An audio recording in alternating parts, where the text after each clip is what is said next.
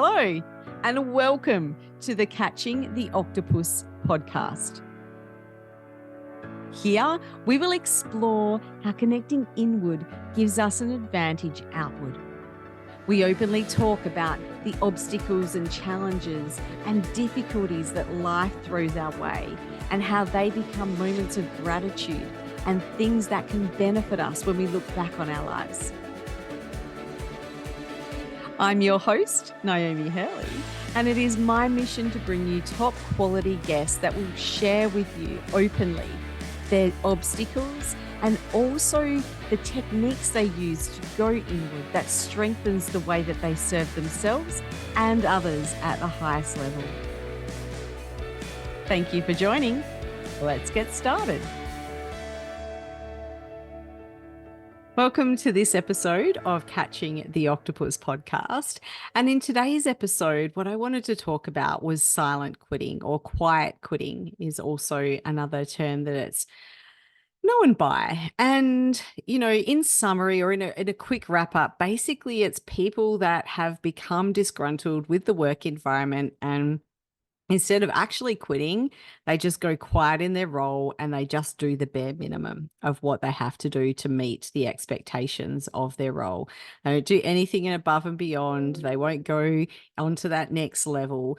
And this usually comes from a breach in some kind of psychological contract. So being in business and having a team is not always, I suppose, governed by written contracts that we have with our team members. So say you make a promise to someone to give them a pay rise or some sort of equipment or something like that, in their mind, that forms part of their employment contract, even though it's not written down somewhere. And leaders can often do this with the best intentions, but can often make promises to their team members without clarifying it first, without checking budgets, without making sure that it can really happen.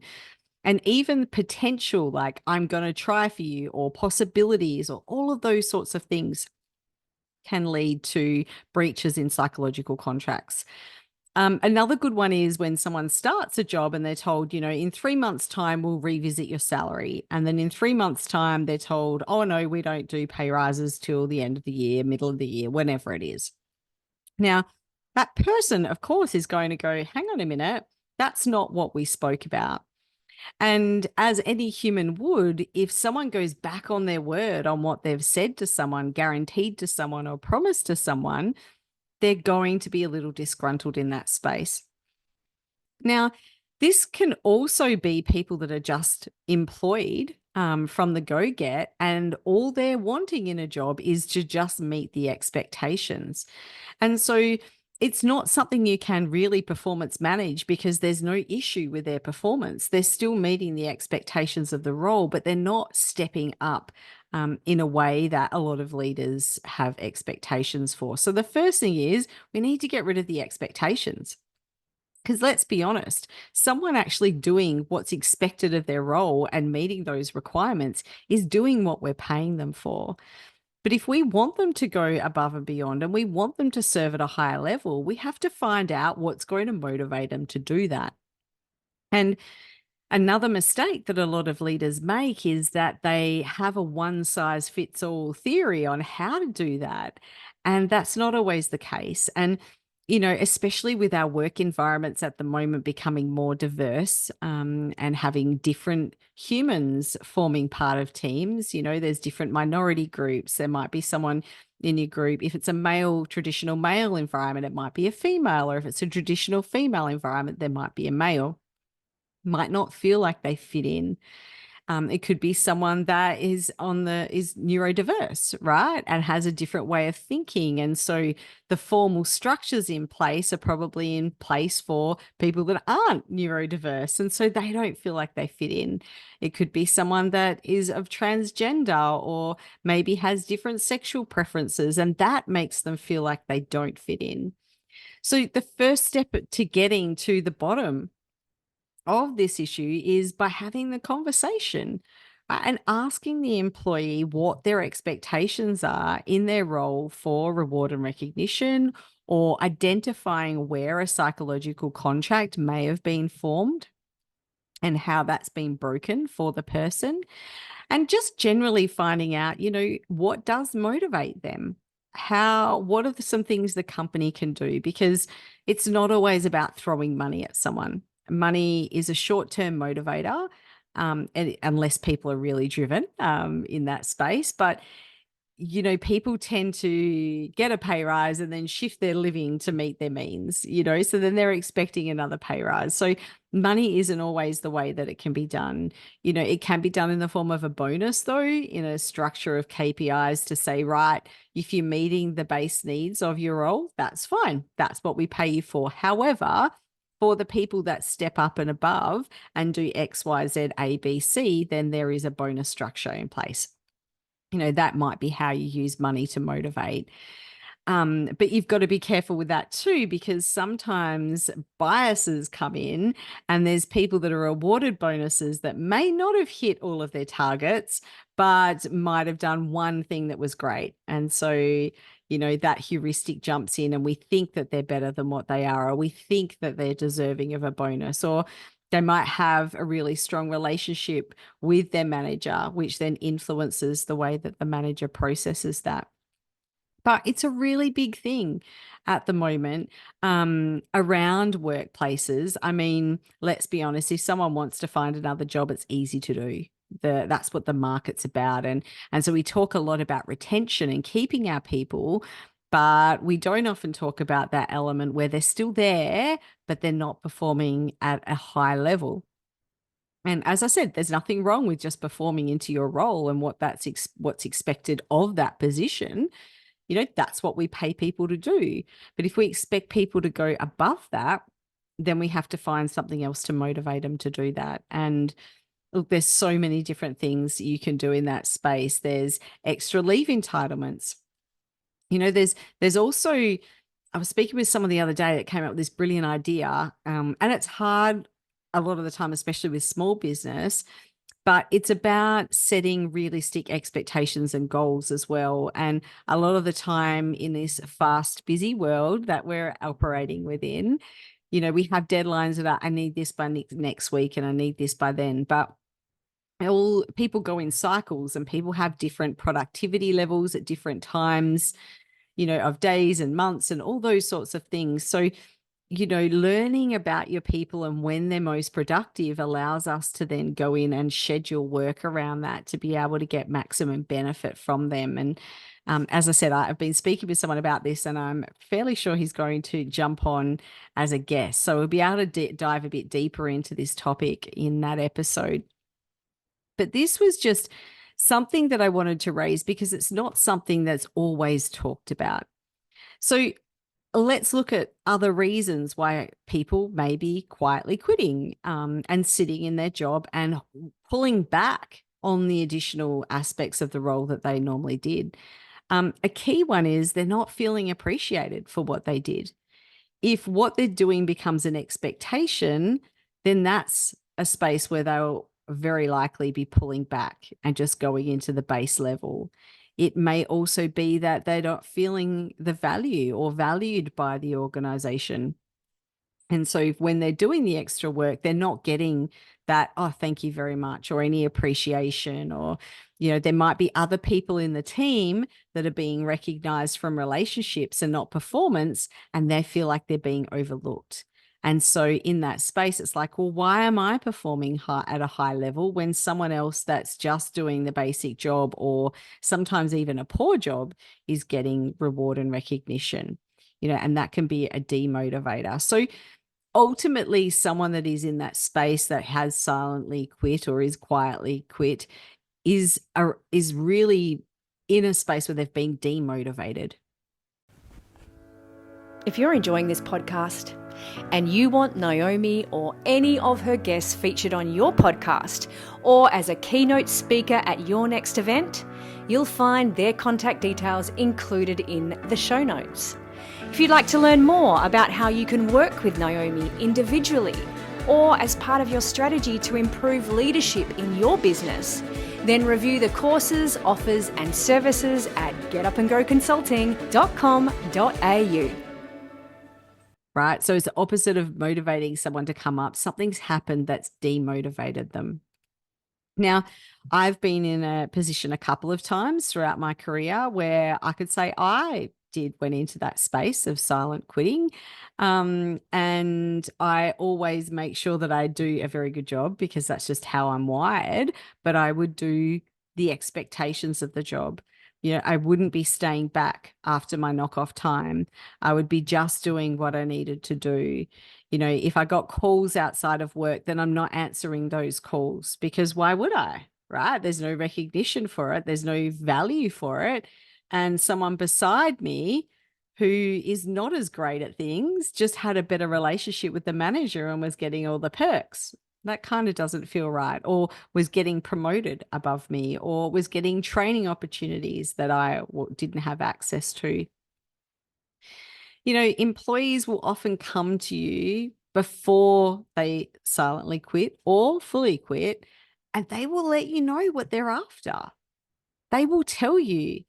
Some people, it's about flexible working conditions. They need to have these working conditions that are flexible. And if you give that to them, there's a law of reciprocity, I suppose, is the best way to go into it. And I'll skip to that now. So the law of reciprocity means if someone does something nice for you, you have this innate feeling, and it's a psychological phenomenon, right, that you want to do something nice back to them. So this is where the whole reward and recognition has stance in the business world of when you reward and recognize your employees and they feel like you've done something nice for them, they will then generally feel like they want to do something nice in return. However, if they're doing something nice for you and they don't feel like you're doing something nice back to them, then they are going to start becoming a bit more withdrawn. They're not going to come up with ideas on how to make things better. They're not going to improve their own systems and processes. They're just going to get the basics of the job done. And when we're in this space, as I said, the employees would normally have come forward and raised things with you beforehand. But it's amazing how many employers I've seen when this has happened will blame the person and start saying that, it's in their character or they're not good at their job or, they're whatever else is going on. It's always pushing back the blame. But a key thing is sitting in and going, have I contributed to this? How have I contributed to this? Was it a conversation that I had that was misjudged, or I said the wrong thing that's upset someone? Was it a promise that I made that I didn't come through for? Was it a request that came through for particular training or flexible working environments and opportunities, or, um, realigning salary to additional duties that they might be doing? So there's so many aspects within here that can really be unpacked. And I think the key thing I wanted to share is it's not about their performance being bad, because it's not. So it's not something we can performance manage. Now, I have heard of companies that have tried to performance manage this, and more often than not, it doesn't meet the fair and just allocations and specifications within the Fair Work Act. So it's not successfully done. But, trying to performance manage someone who's actually performing, but just not at the level you'd like them to, isn't going to fix the problem either. Have a think about that yourself. If something's happened that's caused you to just go into work and do the basics of what is expected of you and then go home, nothing above, nothing beyond, then if someone starts to try to performance manage you, what do you think that's going to do? That's not going to be a motivator at all. Right. And if we're in this space as leaders, if our team are in a position where they have quietly quit or silently quit, I did mention earlier that we need to go and explore that and investigate where that's come from with them, have those conversations. Now, although I said that and that's ideal, it depends on how psychologically safe your work environment is as to how forthcoming they will be with that information. If they feel like they're going to raise something with you and they will be seen to be complaining or whinging, or whatever they raised would be shared with the whole of the management team, then they're not going to share anything. They may even be silently quitting because they've shared something with you, and then you've on shared that and haven't kept their confidentiality. And so there's no longer a trust relationship. I've been in, I've had interactions with many organizations where they say that they've got a high level of confidentiality, but there's a high level of confidentiality, but I'm sharing it with these people. And so when someone does say, hey, this is really confidential, I don't want it shared, it still does get shared. So we need to be cautious and conscious of that on what we're doing. Does it need to be shared, or is it just being shared because that's the way that it's happened before? Need to have a look into that.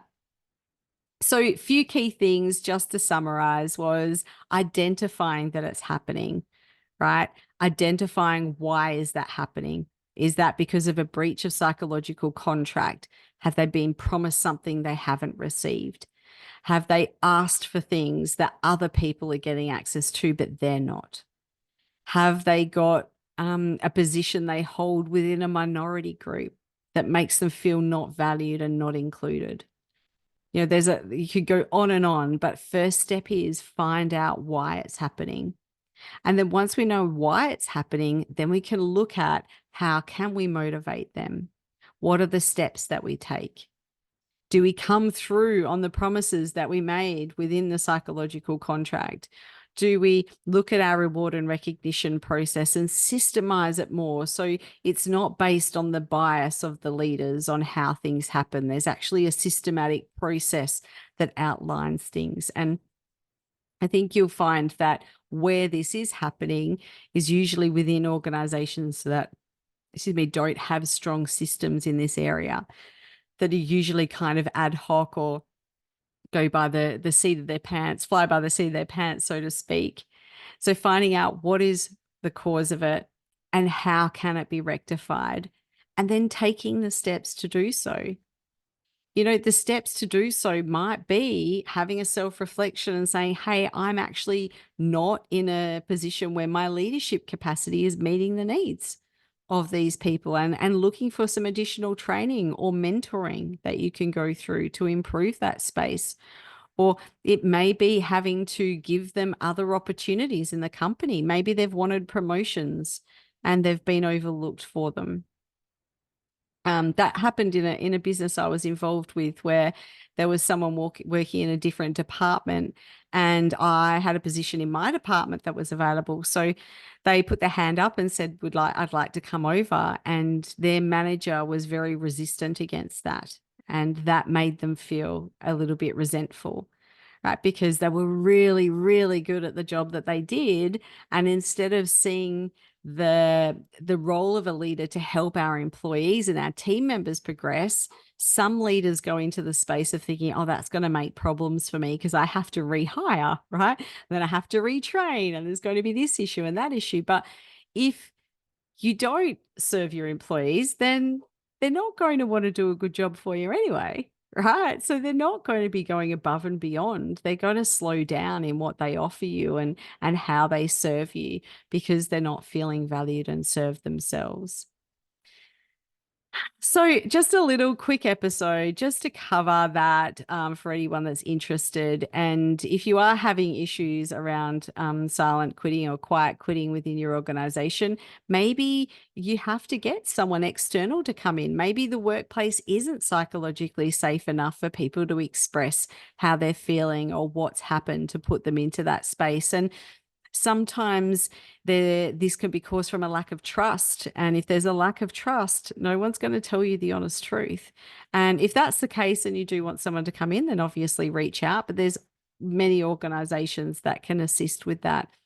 You can also cross reference across the business as well, and maybe get other leaders to come in and do some diagnostics or do an audit in that space to try and find out what's going on. You can appoint someone. I know there's a lot of organizations that appoint a diversity contact person or a harassment contact person, so that it's a safe space for people to raise the issues they have, and it doesn't have to go directly in a conversation to their leader, whom they may not trust or feel comfortable or safe around in a psychological space. So yeah, if you got this in your organization, performance management isn't the result. No, what's the word I'm looking for? Solution isn't the solution. It's about finding out why it's happened and then coming up with strategies to combat that. But like I said, feel free to reach out if you want to discuss this more. And I hope you've enjoyed and got some value out of this episode. And of course, I look forward to serving you again in our next episode. Thanks for joining in and listening to this episode of Catching the Octopus podcast. It's been great having you here. And if you'd like to go and like and subscribe and maybe even leave a 5-star rating if you think it's worth it, I'd really appreciate it. I look forward to seeing you in our next episode.